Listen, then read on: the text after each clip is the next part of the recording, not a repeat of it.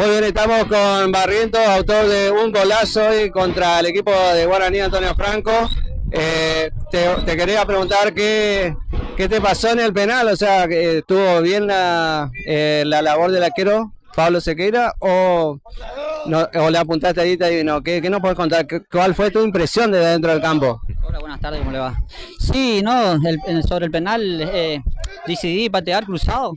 Como ella me conoce, ya somos compañeros, jugamos juntos en muchos equipos y bueno, y traté de tirar el cruzado pensando que iba a jugarse por el otro lado y bueno, me atajó, son cosas del partido, ¿viste? Y bueno, y por suerte me quedó la segunda oportunidad, que fue una jugada rápida que jugamos y bueno, le metí en el primer palo que me dejó él y bueno, y ahí tapé mi error, ¿viste? Sí, un verdadero golazo. Nosotros estuvimos transmitiendo en directo, te vimos de la cancha, la verdad que un delantero bastante aguerrido, duro, jugando muy bien, presionando en cada pelota. Y te queríamos preguntar, o sea, ¿qué te pasó en las últimas jugadas que tuviste ahí varias pelotas y en lugar de pegarle fuerte, le pegaste o te salió débil el tiro?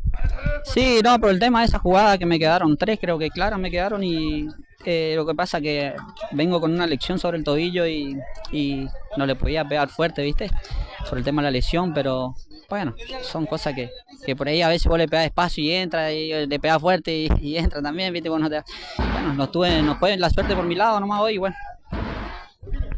Los saludaron de todos lados, de Santiago del Estero. Zorrilla le saludó al club el 1 de mayo, después hubo otras personas también que saludaron al club y personalmente felicitamos nosotros a la garra, al corazón con la que ustedes juegan, representan realmente lo que es el fútbol argentino en general, ¿no? Porque le ponen garra y pelean todas las pelotas como si fuera la última.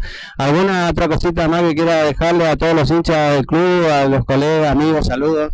Claro, quería dar un saludo y agradecerle a toda la gente que vinieron a alentarnos hoy, viste, que siempre están apoyándonos a nosotros, viste, porque saben el sacrificio del día a día que hacemos nosotros, que como siempre decimos, no es un club que paga a los jugadores, somos acá todo a pulmón nomás, viste.